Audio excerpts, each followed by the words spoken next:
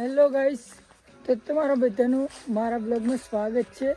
અને આજે આપણે ખેતરમાં આવી ગયા છો. અને ખેતરમાં હું આવ્યો તો ખોદવા માટે.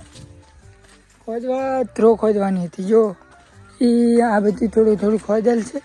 અને આ બાજુ બધું કમ્પ્લીટ કરી દીધું છે. તો ગાઈસ એટલું ખોદીને અત્યારે શ્વાસ ચડી ગયો એટલે મેં કીધું એક બ્લોગ બનાવી દઉં.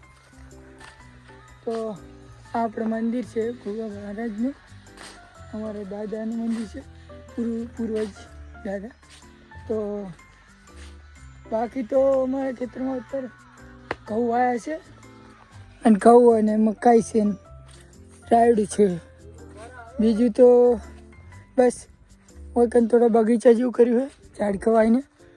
અમે આપણે બોર છે જો આ ફુવારા મેલેલ છે ને એનું સેટઅપ છે.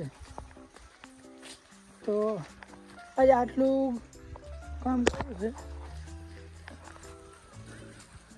તો આ થોડું ખળગે છે અને બીજું તો જતું છે. અને આમાં બેઠા હે આપણે આ બધું કમ્પ્લીટ ચોખ્ખું કરે. આ ડુંગળી થોડી વાઈ, ડુંગળી તમે દેખી. આની અંદર શું હોય? આની અંદર ધોણા હે, કોથમી હોય છે. અને આ મશીન હે. પેલા આના ઉપર આપણે બોર રેડતો હતો, પણ પછી જ્યારથી આપણે મોટર લાવી એટલે આને હંકેલો કરી દીધો. ગાઈસ સબસ્ક્રાઇબ કરો, લાઈક કરો, શેર કરો, કમેન્ટ કરો. હા. અને આ જુઓ આપણે મોટર મેલેલી છે પાણીની અંદર.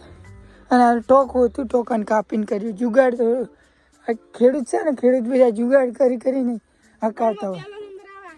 હા અત્યારે તૂટી ગયું હતું સવારને જ, એટલે ખોલીને મેલ્યું.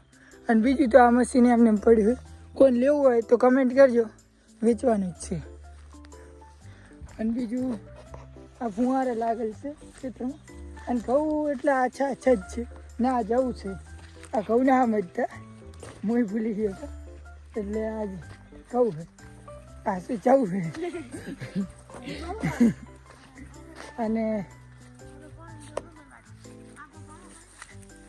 બીજી મગાઈ છે. અને આ રજકો છે